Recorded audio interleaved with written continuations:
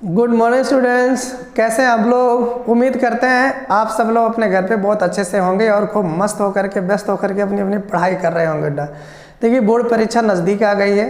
कक्षा 12 में जो स्टूडेंट्स हैं या कक्षा 10 में जो स्टूडेंट्स हैं उनकी बोर्ड परीक्षाएं नज़दीक आ गई। दिसंबर माह बीत चुका है। तो इस वीडियो लेक्चर में हम आपके लिए गॉस थ्योरम का एक दूसरा एप्लीकेशन, एक बहुत ही इंपॉर्टेंट एप्लीकेशन लेके आए हैं। जितने भी लोग इस वीडियो को देख रहे हैं उन सभी का वीरेन सर क्लासेस में एक बार मोस्ट वेलकम करते हैं। चलिए हम स्टार्ट करते हैं एक नया टॉपिक जिसका नाम है एक समान आवेशित पतले गोली कोश के कारण वैद्युत क्षेत्र की तीव्रता। पहले हेडिंग हम लिख चुके हैं, फिगर भी बना चुके हैं ताकि वीडियो ज़्यादा लंबा ना बने, कम से कम समय में आपको ज़्यादा से ज़्यादा कंटेंट प्रोवाइड करा सके। चलिए स्टार्ट करते हैं। देखिए, अगर ये गोली कोश है, गोली कोश होता क्या है सबसे पहले ये आप समझ लीजिए। गोली कोश का मतलब ये होगा, जैसे आप फुटबॉल तो सब लोग देखे ही होंगे। फुटबॉल क्या होता है, अंदर से खोखला होता है और उसी तरीके से ये कोई किसी कंडक्टर का बना हुआ, किसी चालक का बना हुआ एक गोला है। जब चालक के ऊपर चार्ज दिया जाएगा तो ड्यू टू रिपल्सन के कारण वो सभी चार्ज क्या होगा, एक समान रूप से पूरे पृष्ठ पर बच्चों फैल जाता है। इसको हम इसके पहले बहुत सारे वीडियो लेक्चर में डिस्कशन हमने किया है। अगर कंडक्टर को आप चार्ज देंगे तो चार्ज एक जगह रुकेगा नहीं, क्या करेगा, वो पूरे सरफेस पे जहाँ तक भी वो सरफेस पाएगा ड्यू टू रिपल्सन फैल जाएगा। और उसको फैलना या उनका चलना तब रुकेगा जब सब पर रिपल्सन क्या हो जाए, एक समान हो जाए। तो जब किसी कंडक्टर को आप चार्ज देते हो तो उस पर रिपल्सन के कारण वो संपूर्ण चार्ज पूरे पृष्ठ पर एक समान रूप से बाहरी वाली सरफेस पर जाकर के इकट्ठा हो जाता है। अब यही केस है, ये गोला है हमारे पास, इसको क्यू चार्ज मैंने दिया और क्यू चार्ज के कारण इस गोले के बाहर इलेक्ट्रिक फील्ड ज्ञात करेंगे, इस गोले के सरफेस पे इलेक्ट्रिक फील्ड ज्ञात करेंगे और सरफेस के अंदर इलेक्ट्रिक फील्ड ज्ञात करेंगे। चलिए आप तैयार हो जाइए। तो सबसे पहले हम कहाँ पे ज्ञात करेंगे, इस गोले के बाहर, इस गोले के पृष्ठ के बाहर। तो हम आपको बता दें ये वीडियो किन किन बच्चों के लिए हेल्पफुल है। कक्षा जो 12 में पढ़ रहे हैं, क्लास 12 में, उनके लिए तो ये बहुत ज़्यादा ही हेल्पफुल है। जो IIT JEE नेट की तैयारी कर रहे हैं उनके लिए भी ये बहुत बेहतरीन जो है वीडियो है। इसका लाभ आप सभी लोग उठाइए बच्चों। चलिए हेडिंग बना लीजिए। सबसे पहले हेडिंग क्या है, गोली पृष्ठ के बाहर। यहाँ से स्टार्ट करते हैं। ये जो गोली पृष्ठ है उसके बाहर, मान लीजिए गोली पृष्ठ के बाहर कोई पॉइंट क्या है बच्चों, यहाँ पे P है। हमने क्या लिया, कोई पॉइंट P लिया। इस पॉइंट P पर इलेक्ट्रिक फील्ड हमको ज्ञात करना है। तो केस फर्स्ट सबसे पहले आप लिख लीजिएगा। केस फर्स्ट में क्या रहेगा, गोले के बाहर, सबसे पहले गोले के बाहर। इसके पहले वाले वीडियो लेक्चर जो स्टूडेंट्स नहीं देखे हैं उनसे रिक्वेस्ट है जा करके इसके पहले वाला वीडियो लेक्चर आप देख लीजिए। ये वाला वीडियो लेक्चर बहुत अच्छे से समझ में आएगा। गॉस थ्योरम को कैसे अप्लाई करते हैं इसको मैंने बहुत बेहतरीन तरीके से एक्सप्लेन किया। उसमें 3 स्टेप होते हैं। सबसे पहले गॉसियन सरफेस खींचते हैं बच्चों। सबसे पहला काम क्या होता है, गॉसियन सरफेस। जो बच्चे सिर्फ इसी वीडियो को देखें, पिछले वाला वीडियो नहीं देखे हैं, उनको भी अच्छे से समझ में आएगा। हम एक्सप्लेन कर दे रहे हैं चीज़ों को। जिस पॉइंट पर इलेक्ट्रिक फील्ड ज्ञात करना होता है वहाँ से पास होता हुआ क्या खींचते हैं बच्चों, गॉसियन सरफेस। गॉसियन सरफेस क्या होता है, ये काल्पनिक पृष्ठ होता है, एक इमेजिनरी सरफेस होती है। जैसे हमको बिंदु P पर इलेक्ट्रिक फील्ड ज्ञात करना था तो हमने क्या किया, यहाँ से पास होता हुआ एक गॉसियन सरफेस हमने खींच दिया। अब सवाल ये बनता है, सर गोला ही आपने क्यों खींचा, यहाँ पे बेलन क्यों नहीं बनाया या शंकु क्यों नहीं बनाया। तो दूसरा पॉइंट क्या है, पहला पॉइंट तो हो गया गॉसियन सरफेस खींचते हैं। ये सब में लगे बेटा, जितने भी एप्लीकेशन है गॉस के नियम का, सब में यही काम करना है, गॉसियन सरफेस खींचना है। गॉसियन सरफेस उस पृष्ठ से पास होना चाहिए जिस पॉइंट पर आपको इलेक्ट्रिक फील्ड ज्ञात करना है। दूसरी कंडीशन क्या है बच्चों, गॉसियन सरफेस सिमेट्रिक होना चाहिए। कैसा होना चाहिए, सिमेट्रिक। अब बहुत सारे बच्चों को समझ नहीं आया होगा सर सिमेट्रिक क्या होता है सॉरी, इसके पहले वाले वीडियो लेक्चर में बहुत अच्छे से मैंने बताया है कि सिमेट्रिक क्या होता है। सिमेट्रिक का मतलब ये हो गया कि पूरे पृष्ठ पर थीटा कांस्टेंट रहे, पूरे पृष्ठ पर थीटा क्या रहे, कांस्टेंट रहे, और पूरे पृष्ठ पर इलेक्ट्रिक फील्ड भी कांस्टेंट रहे। सिर्फ बदलने वाली चीज़ क्या हो, एरिया वेक्टर, क्षेत्रफल का परिमाण इसे बदलेगा। थीटा कांस्टेंट हो, इलेक्ट्रिक फील्ड कांस्टेंट हो, ऐसे सरफेस को हम सिमेट्रिक गॉसियन सरफेस कहते हैं। क्लियर हुआ सबको, ओके। तो देखिए अगर ये गोला है तो इसके ऊपर एक दूसरा गोला बनेगा तभी वो सममित होगा। आप कहीं भी इलेक्ट्रिक फील्ड देखेंगे, मान लीजिए प्लस चार्ज है, प्लस चार्ज के कारण बल रेखाएं कहाँ जाती है, बाहर की तरफ। अगर इस पॉइंट P पर बल रेखाओं के वैद्युत क्षेत्र की बात करेंगे बच्चों, तो वैद्युत क्षेत्र किधर जाएगा, देखिए प्लस चार्ज की वजह से बल रेखाएं बाहर की तरफ जाती हैं। क्लियर, या देखो बाहर की तरफ चला गया। और यहाँ पे एक छोटा सा सेगमेंट हम लेते हैं DA। क्या लिया जाता है बच्चों, DA, छोटा सा क्षेत्रफल लिया जाएगा DA, उसी से पास होने वाला फ्लक्स निकालेंगे, फिर उसको इंटीग्रेट कर देंगे, संपूर्ण फ्लक्स मिल जाएगा। यही काम हर एप्लीकेशन में हो रहा बच्चों। चलिए, तो ये जो छोटा सा क्षेत्रफल हमने लिया DA, क्षेत्रफल सदिश जिसको आप कहते हो, उसकी डायरेक्शन किधर होगी। आपको मैंने बताया क्षेत्रफल सदिश डायरेक्शन क्या होती है, पृष्ठ पर आप लंब डालो और बाहर की तरफ जाओ। ये सरफेस है, ये गोला है, इस पर आप लंब डालें बाहर की तरफ, तो वो होता है एरिया वेक्टर की दिशा। ये जो छोटा सा क्षेत्रफल आपने DA लिया, इस पर क्या है, देखो एरिया वेक्टर किधर है बच्चों, बाहर की तरफ। क्लियर, इलेक्ट्रिक फील्ड भी किधर है, बाहर की तरफ। तो देखो दोनों सेम डायरेक्शन में है, एरिया वेक्टर और इलेक्ट्रिक फील्ड दोनों कैसे हैं, सेम डायरेक्शन में। अगर सेम डायरेक्शन में है तो उनके बीच का एंगल कितना होगा बच्चों, थीटा विल बी 0। थीटा कितना होगा, 0। अब इस छोटे से सेगमेंट के कारण अगर इलेक्ट्रिक फील्ड हमको पता है, तो उसको इंटीग्रेट करके बच्चों इस पूरे गॉसियन सरफेस की वजह से इलेक्ट्रिक फील्ड हम कैलकुलेट कर लेंगे। और यहाँ इलेक्ट्रिक फील्ड नहीं, इलेक्ट्रिक फ्लक्स, यहाँ से जो इलेक्ट्रिक फ्लक्स आएगा उसको हम गॉस के नियम, गॉस का क्या नियम है, Q0/ε, Q net divided by ε0, ये फ्लक्स उन्होंने बताया था, उसको इक्विवेलेंट कर लेंगे, हमारा रिजल्ट आ जाएगा। यही काम है बच्चों। तो चलिए यहाँ पे हम कुछ डिस्क्रिप्शन में लिख देते हैं। माना कैपिटल R त्रिज्या का गोली कोश जिस पर कितना आवेश है, Q कूलाम का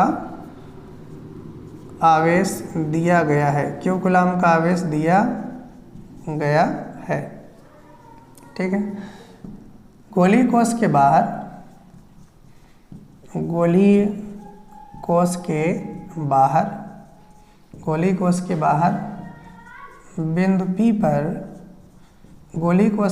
बिंदु P पर तीव्रता ज्ञात करनी है। बिंदु P पर तीव्रता बच्चों क्या करना है, ज्ञात करना है। तो ये जो गॉसियन सरफेस हम देख रहे हैं, इस पूरे पृष्ठ से होकर गुजरने वाला जो वैद्युत फ्लक्स होगा E.dA वाले फार्मूले से, देखिए इलेक्ट्रिक फील्ड कितना है वहाँ पे, कैपिटल E, एरिया वेक्टर हमने कितना लिया था, DA। अब अगर इसी को इंटीग्रेट कर देंगे, क्लोज इंटीग्रेशन ऑफ E.dA, इसको वेक्टर फॉर्म में कर लेते हैं। या वेक्टर फॉर्म में क्या करने का मतलब कुछ है नहीं, E.dA cos थीटा डायरेक्ट हम यहाँ पे लिख दे रहे हैं। तो देखो किसी भी पृष्ठ से गुजरने वाला जो फ्लक्स होता है E.dA cos थीटा के बराबर होता है। तो ये जो छोटा सा सेगमेंट है, यहाँ से पास होने वाला फ्लक्स कितना होगा, E/dA। अब DA से जो फ्लक्स पास हो रहा है उसको इंटीग्रेट कर देंगे, तो पूरा ये जो गॉसियन सरफेस आप देख रहे हो, यहाँ से पास होने वाला फ्लक्स हमें मिल जाएगा। ये जो सिंबल है क्लोज इंटीग्रेशन का है, हमने आपको पहले ही बता दिया है। अब according to Gauss theorem, Gauss ने यह बताया था किसी भी पृष्ठ से पास होने वाला टोटल जो फ्लक्स होता है, उस पृष्ठ के अंदर जितने चार्ज हैं उसका 1/ε0 गुना होता है। तो आप मुझे बताओ बच्चों, ध्यान से देख के बताओ, ये जो गॉसियन सरफेस है इसके अंदर कितना चार्ज है। तो इस गॉसियन पृष्ठ के अंदर ही तो पूरा गोला है, और गोले को कितना चार्ज दिया गया है, कैपिटल Q। तो जो कैपिटल Q चार्ज है उस पूरे गॉसियन सरफेस के अंदर आ गया। तो गॉसियन सरफेस के अंदर कितना चार्ज है इसी से मतलब है, वो कहाँ है, किस रूप में है, इससे नहीं मतलब होता है, बस उसके अंदर कितना है, बस इसी से मतलब होता है। तो इसके अंदर कितना है, चार्ज है Q और डिवाइडेड बाई ε0। ध्यान से समझिए, close integration of E.dA cos theta, ये हो गया फार्मूले से फ्लक्स, और ये कह रहे हैं गॉस के अकॉर्डिंग जो फ्लक्स होता है Q/ε0, ये दोनों एक दूसरे के बराबर करना है। अब जो इसी को हल कर लेना है, इसको सॉल्व कर लेना है, आपको इलेक्ट्रिक फील्ड मिल जाएगी। कैसे, देखिए यहाँ पे इलेक्ट्रिक फील्ड बच्चों कांस्टेंट है, ये हो गया बाहर, क्लोज इंटीग्रेशन पहुँचा कहाँ, DA पर, और यहाँ देखो थीटा कितना है, 0 का 0 का मान कितना बच्चों, 1। तो 1 आप लिखो या ना लिखो, ये बराबर हो गया Q/ε0। ओके, अब आप ज़रा ध्यान से समझिए, ये वाली जो चीज़ है integration D A, integration of D A, ये गोला है ना बेटा, ध्यान से समझिए। आप इसको मैथ से नहीं, बस आप इसको फील करके भी समझ सकते हो। कैसे? जैसे ये गोला है, फुटबॉल आप समझिए, उस पर हमने क्या किया है, छोटा सा सेगमेंट लिया है डी ए। अब अगर डी ए को हम जोड़ते चले जाए तो पूरे गोले का संपूर्ण पृष्ठ मिलेगा। क्लियर हो रही बातें?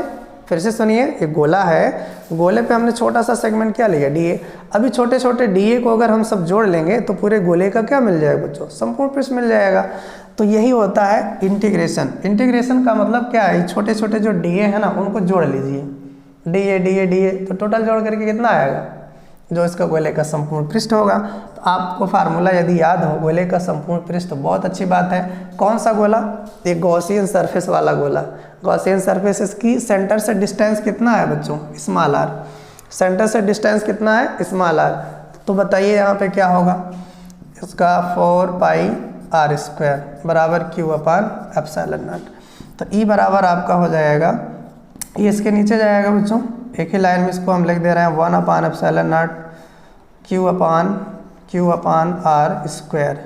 ये देखिए इलेक्ट्रिक फील्ड का फार्मूला आ गया। E eight the point P कितना आ गया, 1/4πε0 Q/r²। इस फार्मूले को आप ध्यान से देखिए बच्चों। क्या ये फार्मूला आप इसके पहले पढ़ चुके हो, याद आ रहा आपको? बिल्कुल, ये फार्मूला आपने पढ़ा था पॉइंट चार्ज के कारण। किसके कारण पढ़ा है, पॉइंट चार्ज के कारण, बिंदु आवेश के कारण वैद्युत क्षेत्र की तीव्रता का सेम फार्मूला है। आप देखिए, अगर आपको याद है, नहीं याद है तो आप अपनी कॉपी पलटिएगा तो उसमें आपको मिलेगा EP बराबर 1/4πε0 Q/r²। ये कैसे हो गया भाई, ये कैसे हो गया, ये बिंदु आवेश के कारण यही फार्मूला था, और ये गोली कोष के कारण हम बाहर जब निकाल रहे हैं इलेक्ट्रिक फील्ड, वहाँ भी यही फार्मूला मिल रहा है। इन दोनों बातों से कंक्लूजन क्या निकलेगा बच्चों, ये समझना है, और ये फिजिक्स है। तो कंक्लूजन ये निकालना है कि जो पॉइंट चार्ज की वजह से इलेक्ट्रिक फील्ड है, वही गोली कोष के कारण भी इलेक्ट्रिक फील्ड आया। इसका मतलब ये हो गया बच्चों कि यहाँ ध्यान से देखिए, ये जो गोले को चार्ज दिया गया, बहुत इंपॉर्टेंट बात बता रहे हैं, इसका बहुत ज़्यादा यूज होता है कंपटीशन के सवाल को लगाने में। आप समझिएगा, ये जो गोले को चार्ज दिया गया है, ये उस तरीके से बिहेव करेगा कि इसका जो संपूर्ण चार्ज है ना, जैसे गोले के सेंटर पर रखा हुआ है। भाई क्यू चार्ज अगर यहाँ सेंटर पर होता तो फार्मूला इलेक्ट्रिक फील्ड का यही बनता। क्यू चार्ज यहाँ है, आर डिस्टेंस पे फार्मूला 1/4πε0 Q/r²।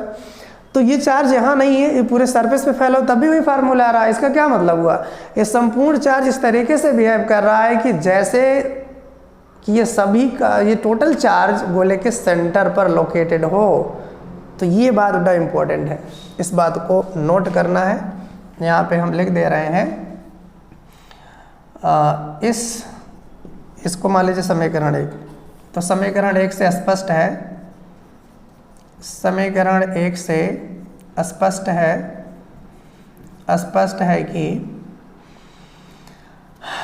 है कि संपूर्ण आवेश, क्या बच्चों, संपूर्ण आवेश इस प्रकार, संपूर्ण आवेश इस प्रकार से व्यवहार करता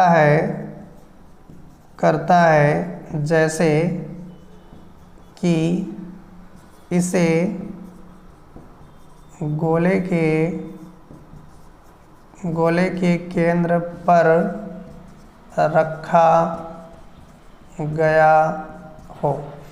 इस तरीके से व्यवहार करता है कि जैसा कि इसको कहाँ रखा गया हो, गोले के केंद्र पर रखा गया हो। तो ये फार्मूला इम्पोर्टेंट है। इस फार्मूले को देख करके आप समझिए बच्चों, यहाँ जो EP है, electric field at the point P 1/r²।